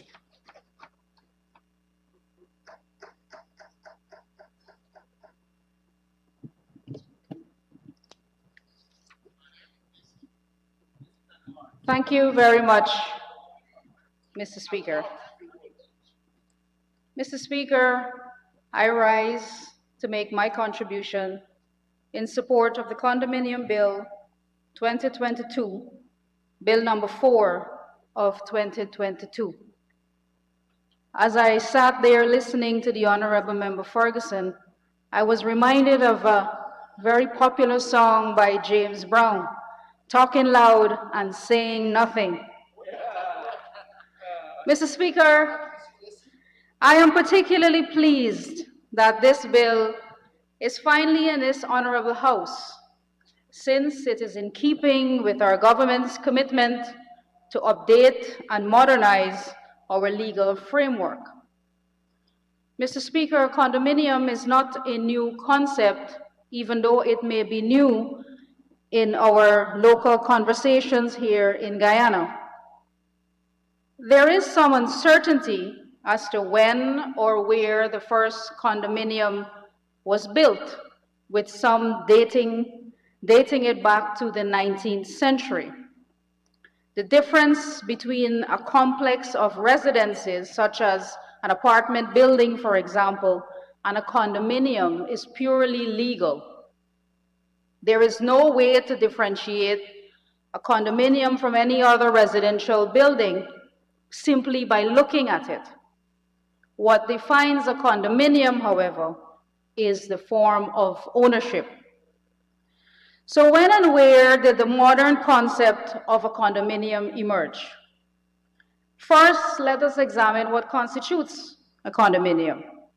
The present understanding of a condominium is that it is a housing concept where the owner has title to the condominium unit, and they share in the ownership and responsibility for maintaining the common structure and facilities, if any. By that definition, the condominium can be traced back to New York City in the 1800s. According to Matthew Gordon Lassner, author of High Life, Condo Living in the Suburban Century, a book published by Yale University Press, the first condominium was built in New York City in 1881. It had 8 units and was developed to address housing needs of city dwellers who did not or could not afford a single-family home, but who did not wish to be renters. In the early 20th century, it was Puerto Rico who passed the first modern condominium statute called the Horizontal Property Act.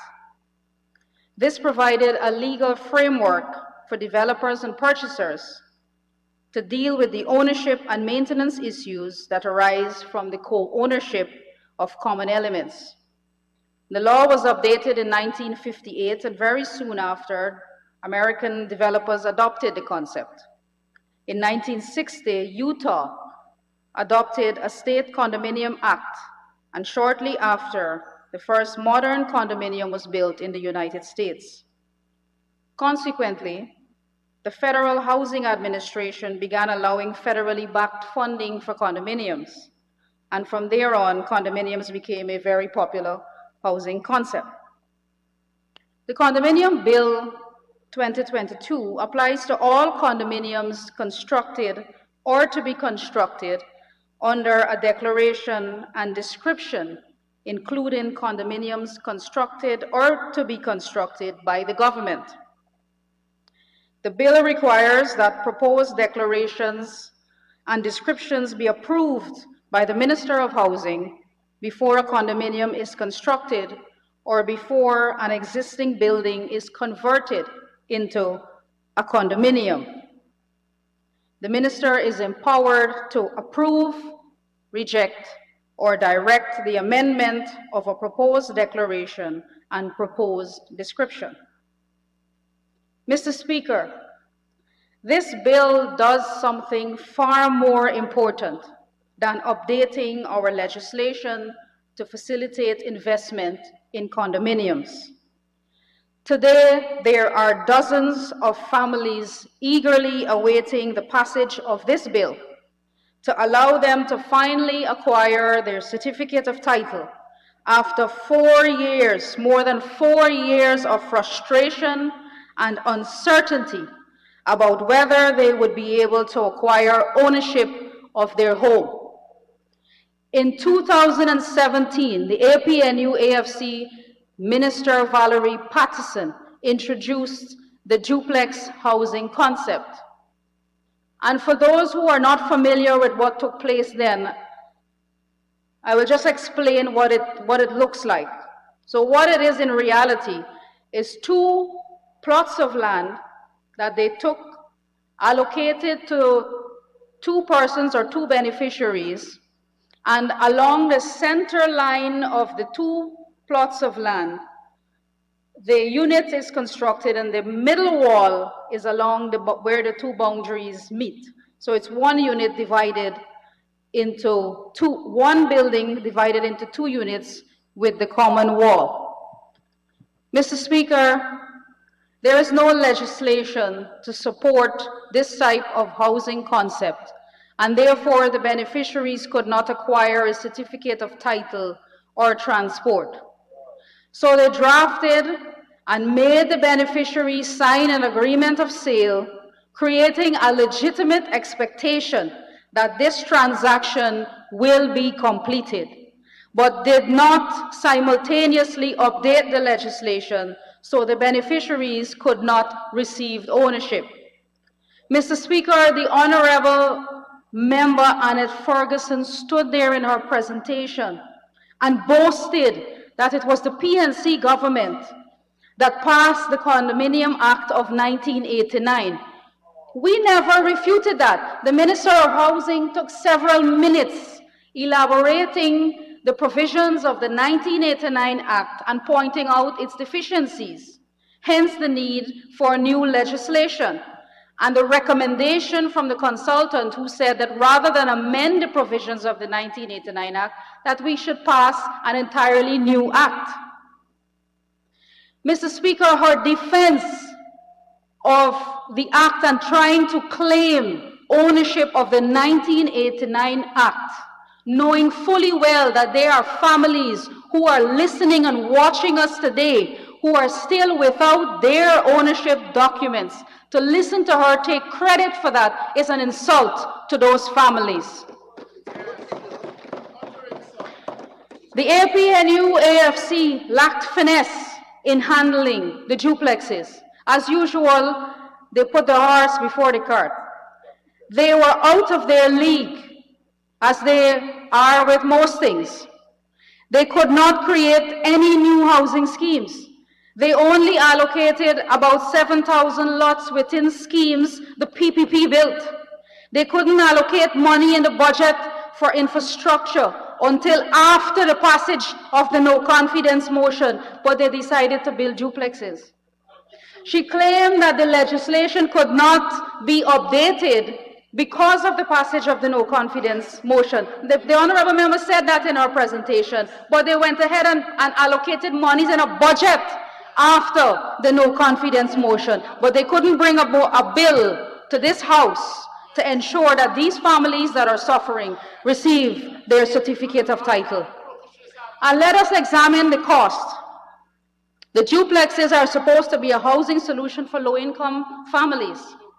But, Mr. Speaker, the cost for the unit was exorbitant. 46 duplexes, 92 units, $6.8 million per unit, plus $300,000 for the land, bringing it to a total of $7.1 million these families had to pay. How can this be considered low income, Mr. Speaker? Compare that to the low income home we are building for a total of $5.5 million inclusive of the land. Mr. Speaker, this is more than 4 years later.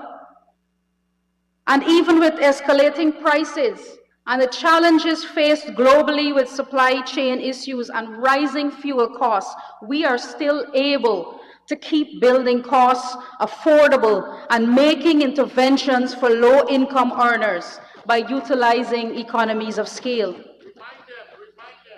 Because ownership could not be attained, no financing through banking institutions was possible.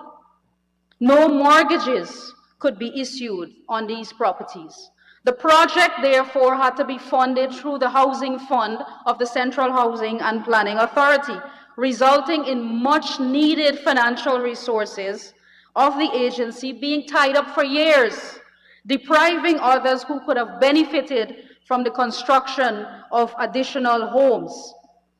All unit owners are now paying rent to Central Housing and Planning Authority, an agency that was established since 1948. The APNU-AFC administration now has collecting rent instead of transferring freehold property. They lacked vision and competence because of the inadequacy of the legislation to protect homeowners. As if APNU-AFC record in the housing sector was not already an abysmal failure, they compounded the incompetence by holding at ransom those 92 families for the past 4 years. This is a wrong, Mr. Speaker, we must correct. And even today, they stand here in this House, and while saying that they support the passage of this legislation, they are recommending it be sent to a special select committee, further delaying the process of the passage of this bill, further delaying the families, the relief that they so badly need, further inflicting pain and suffering on families, many of whom I've met, and they are worried about whether or not they will ever be able to acquire their home and to have documents to show their ownership. But the relief is coming, sir.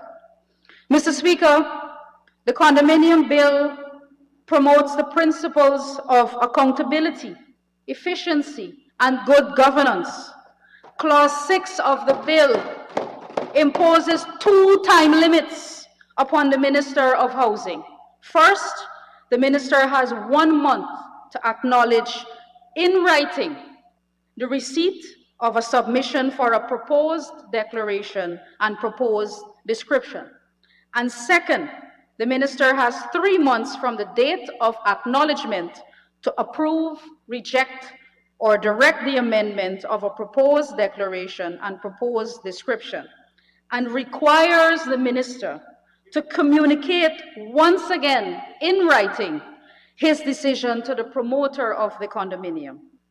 If the Minister fails to communicate his decision to the promoter within the stipulated period, the proposed declaration and proposed description shall be deemed to have been approved by the Minister. Mr. Speaker, you can't get more accountable than this. The Minister's powers are limited and therefore cannot frustrate an investor by refusing to issue a decision. The bill promotes transparency.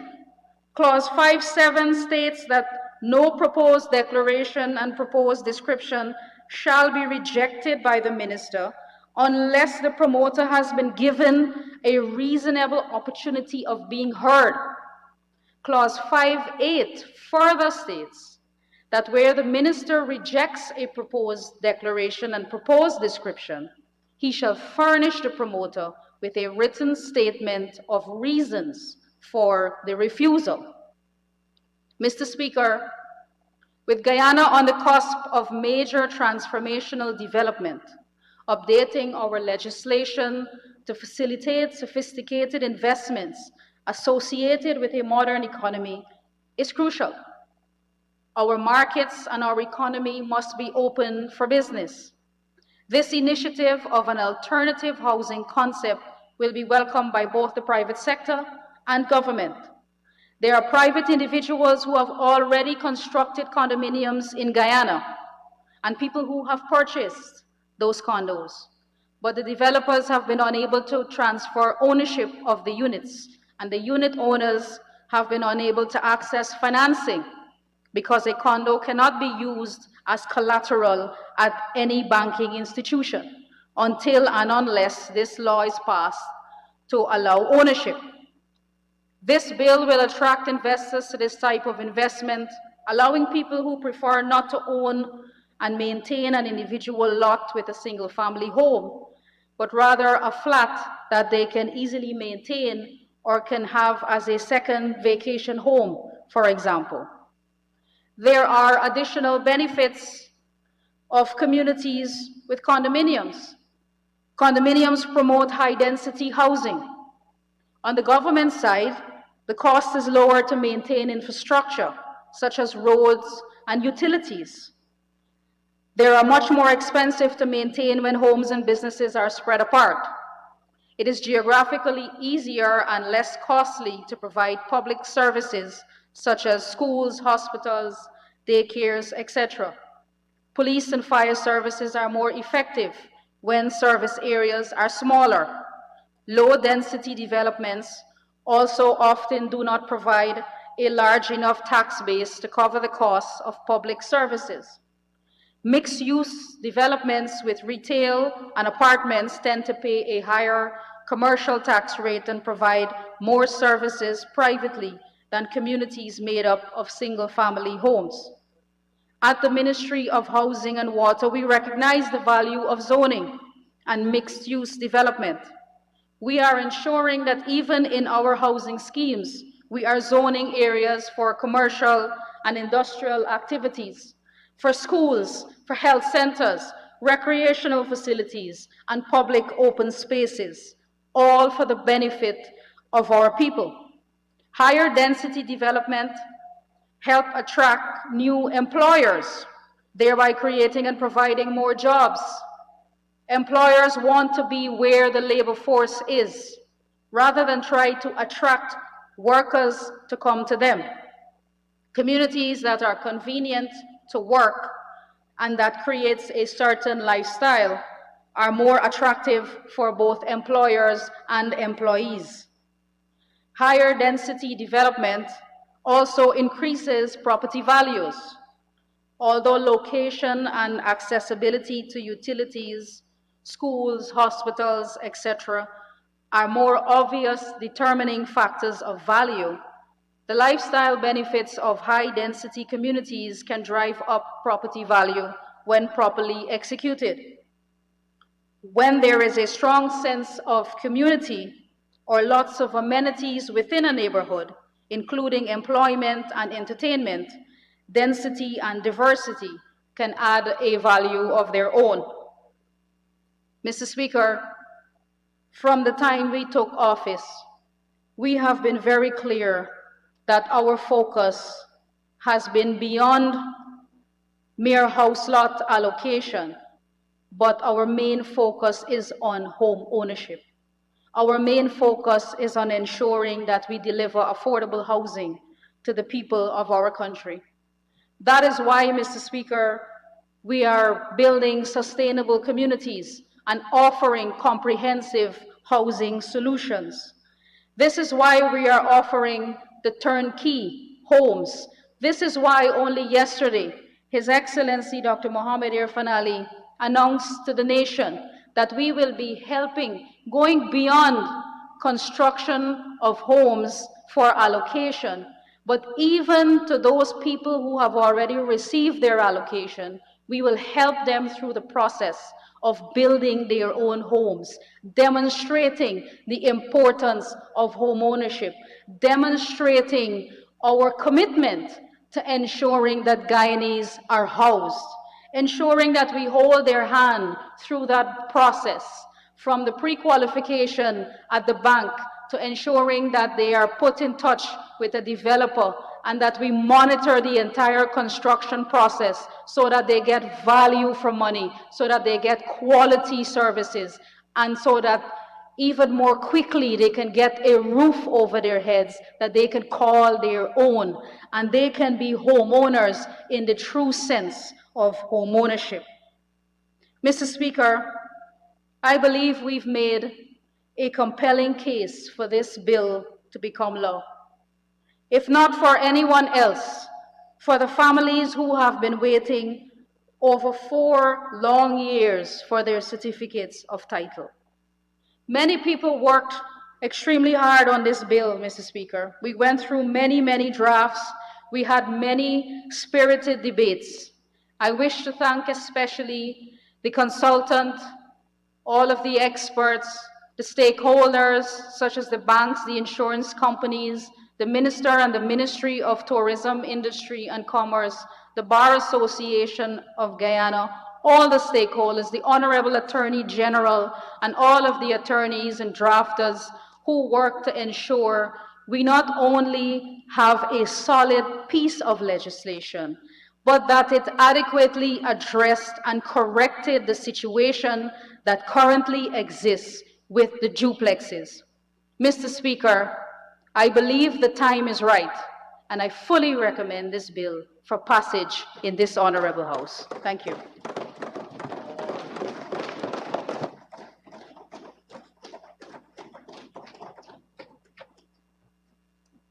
Thank you, Honorable Minister. Honorable members, I think this is a good time to take the suspension for 1 hour.